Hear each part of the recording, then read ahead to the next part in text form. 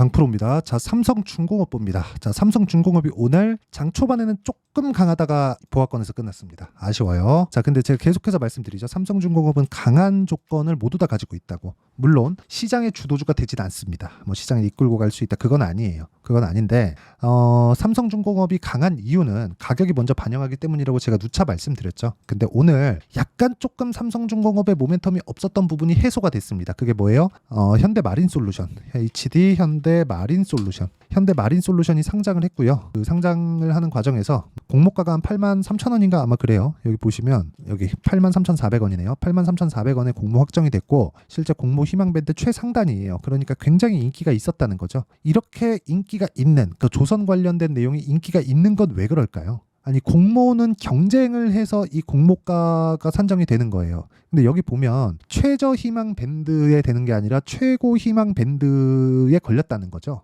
그렇죠? 그러면 우린 여기서 알 수 있는 내용이 뭡니까? 조선주는 좋다. 근데 그 조선주를 이끌어가는 게 어디예요? 삼성중공업이다. 그리고 제가 오늘은 현대마린솔루션에 대해서 이야기를 잠깐 드릴게요. 자, 이걸 조금 보셔야 되는데 일단 구조에 대해서 이야기를 드리면요. 현대마린솔루션이 이렇게 강할 수 있었다는 건 조선업에 대한 회복에 대한 징조가 있다는 겁니다. 그게 시장에서 인정을 한 거예요. 그만큼 인기가 있었다는 거니까 오늘 2조 1,500억의 거래가 됐습니다. 2조 1,500억이나 거래가 됐어요. 이거 시가총액 7조 2천억이거든요. 근데 이 기준에서 봐서도 이 정도까지 시가총액 받아야 되나? 그런 정도는 아니에요. 그러니까 조선업에 대한 업황 회복에 대한 부분이 없었다면 이런 평가를 절대 받을 수 없다.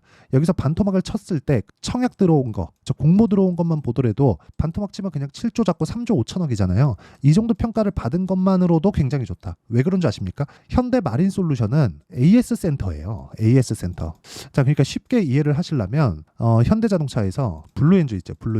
블루엔즈를 딱 떼가지고 뭐 기아로 따지면 기아 오토큐 이를 딱 떼갖고 상장을 시킨 겁니다. 이게 안 좋은 거예요. 그렇죠? 아니 자사의 센터를 분할해서 상장을 했다. 구글에서도 유튜브를 상장을 안 했는데 그러니까 문제가 되는 겁니다. 그러니까 밸류업 프로그램을 하려면 이런 걸 없애야 돼요. 상법 개정 이런 걸 해야 되는데 자꾸 이런 걸 하고 있으니까 이런 걸 하게 내버려 두니까 한국 시장이 혼탁해진다. 오늘은 그 부분을 한번 짚고 넘어가겠습니다. 자, 내용 보시면요. HD 현대마린. 자, 내용 보겠습니다. 여기 자 어떤 내용인지 한번 볼게요. 여기 보시면요. 자, 사업 분야.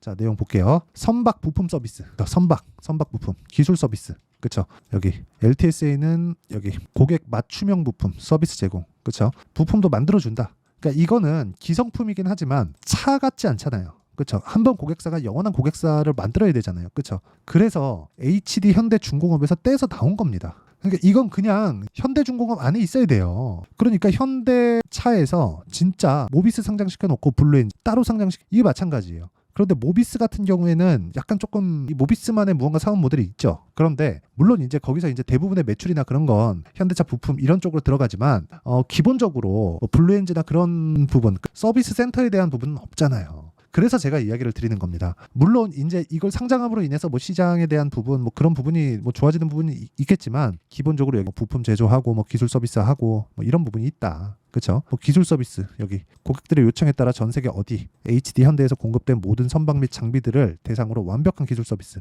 애프터 서비스 하겠다는 거죠. 근데 이거를 떼서 상장했다. 이 자체가 문제가 된다. 하지만 우리는 그렇죠? 이거 오늘 단타를 쳤잖아요. 그러면 상당히 크게 수익을 낼 수 있는 구간이 있습니다. 이 정도 보고 딱 들어가서 여기에 매도 정도 그렇죠? 이거 보고는 나와야 되니까 여기에 매도를 하더라도 수익 구간이 상당히 크게 잡혀요. 이런 걸 저도 오늘 매매를 못했습니다. 근데 이거 제가 매매 못해가지고 괜한 꼬장을 부리는 게 아니라 이렇게 상장하는 건 좋지 않다. 하지만 이게 이런 정도의 이 부각을 받을 수 있는 건 확실하게 조선업에 대한 턴어라운드가 나왔다는 거고 그렇기 때문에 삼성중공업이 지금 주가가 어때요? 올라가고 있는 것에 대한 증거가 되는 겁니다. 그리고 무엇보다 우리가 봐야 되는 건 삼성중공업을 봤을 때 2023년도 작년이죠. 작년 7월 달에 형성했었던 고가를 가장 빠르게 넘은 기업입니다. 가격이 먼저 반영한다 그랬죠. 그래서 삼성중공업을 지속적으로 추적 관찰을 해야 되고 타점이 중요하다고 이야기를 드리는 거예요. 자, 정확하게 제가 말씀드릴게요. 9,800원에 샀습니다. 그렇죠. 오늘도 살라 그러다가 제가 오늘 다른 종목군들을 매매하면서 일단 매수는 못했는데 내일도 삼성중공업은 매수 구간에 있고요. 그리고 무엇보다 오늘 마린솔루션의 이 흥행으로 인해서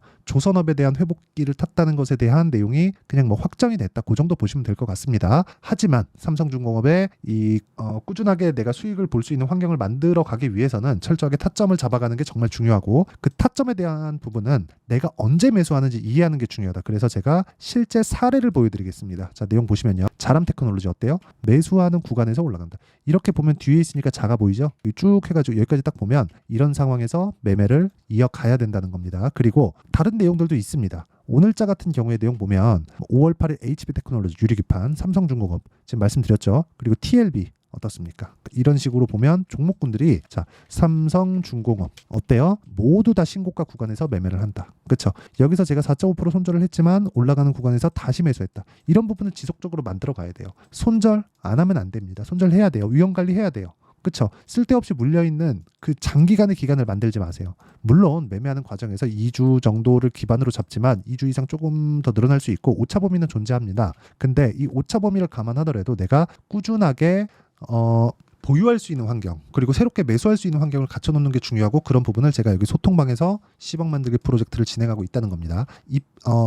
여기서 배우고 안 배우고의 차이가 정말 큰 차이를 만들어 줄 거예요. 여기 내용 보시면 뭐 재룡산업이나 이렇게 보면 재룡산업 같은 경우에 오늘 매도를 했거든요. 재룡산업 자 내용 보시면 어때요? 올라가는 구간에서 매매를 한다. 이런 구간에서 그쵸? 매매하지 않는다. 올라간다 쉰다 다시 매수한다 올라간다. 그러니까 이런 상황을 지속적으로 만들 수 있어야 내가 꾸준하게 수익을 볼 수 있다. 그래서 매매하는 과정에서 내가 가격대를 잘 모르겠다 하시는 분들은 소통방으로 들어오시면 되고요. 구독과 좋아요 누르면 입장 가능합니다. 그래서 상단에 있는 전화번호로 구독 또는 10억이라고 문자 보내주시면 제가 소통방 입장 링크를 순차적으로 공유를 해드리도록 하겠습니다. 자 그러면 이렇게 제가 타점에 대해서 계속해서 말씀드렸는데 이 타점의 핵심은 뭐예요? 올라갈 때 매수를 한다더라. 그리고 실제 제가 내용을 다 보여드렸죠. 그럼 삼성중공업을 왜 봐요 제가? 올라가니까 올라가고 있으니까 다른 종목들보다 더 강하잖아요. 하지만 단기적으로 막 이런 구간에 올라갔다가 횡보하는 상황이 있을 수 있고 횡보하는 구간에 약간 뭐 다른 종목이 더 강한 움직임이 나올 수 있죠. 근데 그런 마린솔루션의 상장으로 HD 현대중공업이 단기간에 강했었던 부분에 대한 내용도 끝났고 조선주는 지속적으로 회복한다는 내용까지 마린솔루션의 상장으로 우리가 확인을 했기 때문에 이 구간에서 타점을 잡아야 되는 게 중요하다. 그리고 타점은 아까 전에 보셨죠?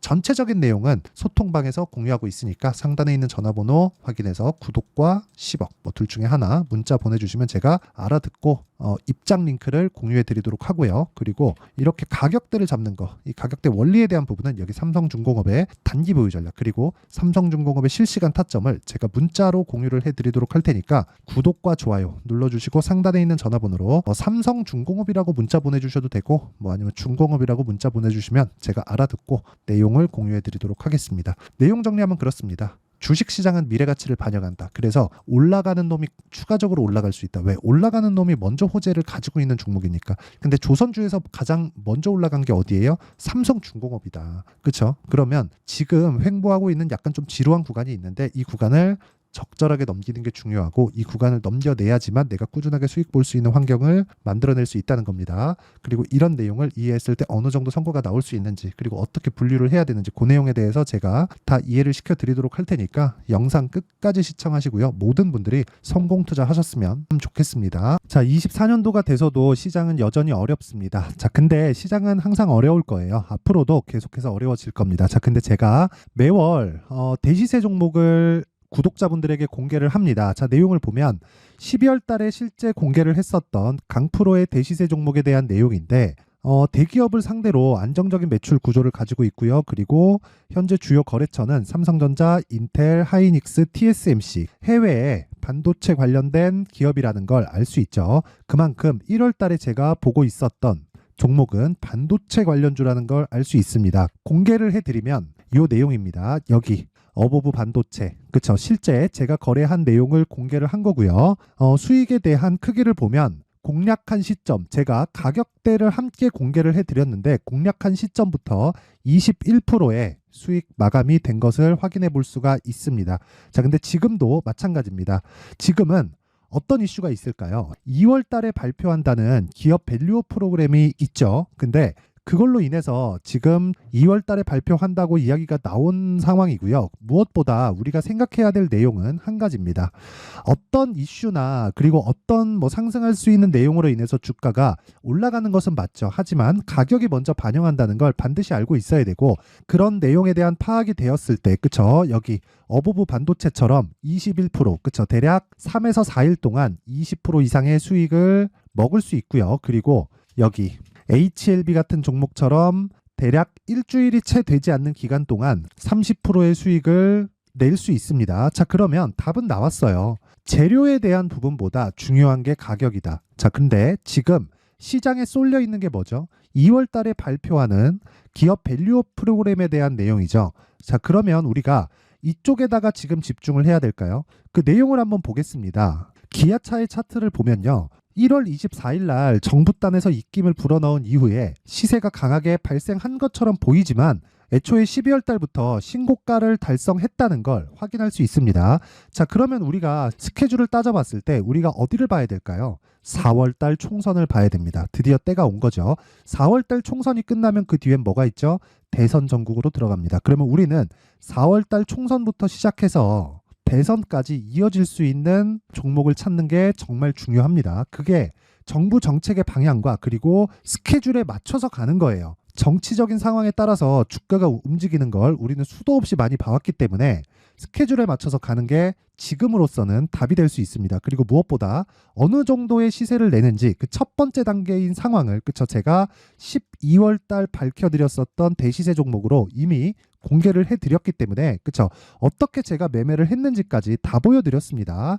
HLB처럼, 그쵸? 31.9% 걸린 시간은 4일밖에 되지 않죠. 이 종목을 제가 가격과 그리고 어떤 종목인지를 애초에 12월 달부터 공개를 한 겁니다. 자, 그러면 지금도 마찬가지예요.